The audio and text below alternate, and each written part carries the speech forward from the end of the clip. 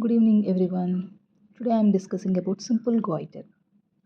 This simple goiter is mainly used for the term is mainly used for the thyroid enlargement, which is not related to inflammatory group, toxic group, and neoplastic group also.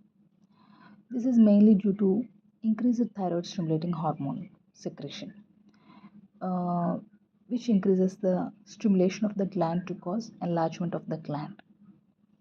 And the main etiology, which includes iodine deficiency, enzymatic deficiency, and goitrogens. Coming to the iodine deficiency, mainly the iodine is related to the goiter formation. I already told that the iodine is usually taken by the circulation. How it takes place? The hypothalamus secretes the thyrotropin stimulating factor. This increases the stimulation of thyroid stimulating hormone from the anterior pituitary, which secretes the thyroxine from the thyroid gland. This usually attaches to the iodine in the circulation by using iodine trapping mechanism. So, in case of goiter, what it leads to, the iodine is usually taken up by the thyroid gland. So, there is a low level of the circulating thyroid hormones, which leads to the increased stimulation of the gland to cause the enlargement of the gland. Okay, so the normal daily requirement of the iodine is 100 to 125 micrograms. So usually the simple goiter is endemic in region. What is meant by endemic? Endemic means usually this disease is usually regularly found in that particular population in this particular area only, like malaria, which is usually seen in the particular area only. So usually this simple goiter is usually seen in with low content of iodine in water and food. This is mainly seen in the found in the places like Alps, Himalayas, and Andes. In that areas, the iodine is very low in that food and water, which is usually two types: absolute and relative. In case of relative iodine deficiency, usually seen in the particular periods of stresses like during increased stress, the iodine intake demand is also more. This iodine intake demand is more in particular situations like lactation, puberty, pregnancy, menstruation also. So this is the iodine deficiency which leads to simple goiter. And another cause of the simple goiter is enzymatic deficiency. This enzymatic deficiency is mainly responsible for the sporadic goiter. What is meant by sporadic goiter? This is usually with no specific cause. That is means uh, which is occurring very random manner. So it has a very positive family history. In family, there is an autosomal recessive gene which causes the enzymatic deficiency within the gland. This impairs the oxidation and iodine accumulation, and also coupling of the iodotyrosine also decreases. So, firstly, the enzyme is deficiency of peroxidase enzyme. This peroxidase enzyme is mainly used for the conversion of inorganic iodide to organic iodide. So, the deficiency of peroxidase enzyme may leads to Pendred syndrome. In this Pendred syndrome, there is a triad of symptoms occur. They are goiter, mutism, and deafness. Okay. Then another enzyme deficiency, that is dehalogenase enzyme, that is mainly responsible for the sporadic goiter. Okay. And another cause for the simple goiter is goitrogens. These goitrogens intake may lead to goiter formation. These goitrogens are usually seen in the vegetables of Brassica family, that is cauliflower, kale, sprouts, cauliflower, cabbage, turnips, and Some drugs also may act as goitrogens. They are antithyroid drug, thiocyanate, aminoparasalicic acid. So this is the etiology of the simple goiter. And coming to the normal thyroid is under stress, which leads to hyperplasia and hypertrophy. That means increase in number and increase in size also, which leads to physiologic goiter. This physiological goiter is also reversible into normal thyroid when involution takes place. Involution means reduce in size if stress is over after shorter period. If stress is over shorter period, it becomes reduce in size. It becomes normal thyroid. This physiological goiter under stress over a longer period, it leads to colloidal goiter. If this stress is repeated with fluctuations, it leads to heterogeneity of the gland fibers, it leads to nodular goiter.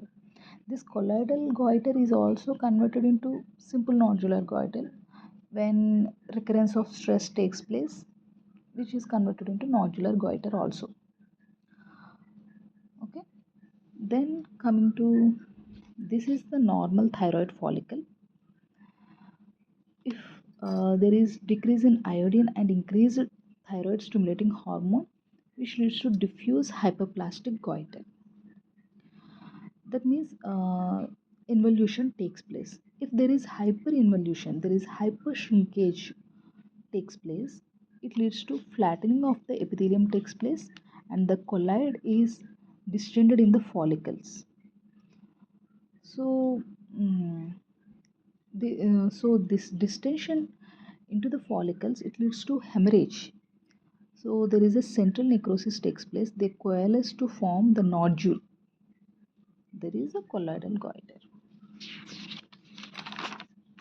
And coming to the types of goiters, there I already told that there are three types. There are nodular and colloidal and uh, physiological goiter. Okay, this simple goiter is usually seen in females and more liable to repeated stresses like menstruation, lactation, and pregnancy also. Firstly, simple physiological goiter, which is also called as diffuse hyperplastic goiter, which is usually endemic in region. That means which is occur at particular area and in particular group every time, and also sporadic region. That means no cause, never know the cause, and usually occurs in childhood. And there is increased metabolic demand in case of puberty, menstruation, and pregnancy. Uh, this goiter is usually diffuse, homogeneous, soft enlargement of the gland. Then another one, simple colloid goiter. Clinically, it is a enlarged gland, but in case of histopathologically, there is a distended follicles with full of colloid. So there is a flattening of the epithelium takes place on cross section, which is very glossy because the full distension of the full colloid is present in the follicles. And simple nodular goiter, that means multiple nodules present in the thyroid gland. Only the dominant nodule is palpable, but rest of the nodules are not palpable. And what are the complications of simple goiter? They are which leads to secondary thyrotoxicosis, that means Graves' disease, and tracheal obstruction due to increased swelling in the neck, which leads to tracheal obstruction, and also leads to carcinoma in case of nodular goiter. Okay. Then coming to the treatment options for the simple goiter or addition of iodides to common salt in endemic region. Because in case of endemic region, there is no less iodide in the water and food also. So we give the addition of iodides to the normal common salt. And another one is discontinuation of the offending drug. Another one is administration of thyroxine in patients in for few months, zero point 0.3 micrograms per day. After few years, which decreases 0.1 micrograms per day. Then it leads to surgical treatment. After following the L-thyroxine tablets, this tablet is mainly used to prevent the recurrence.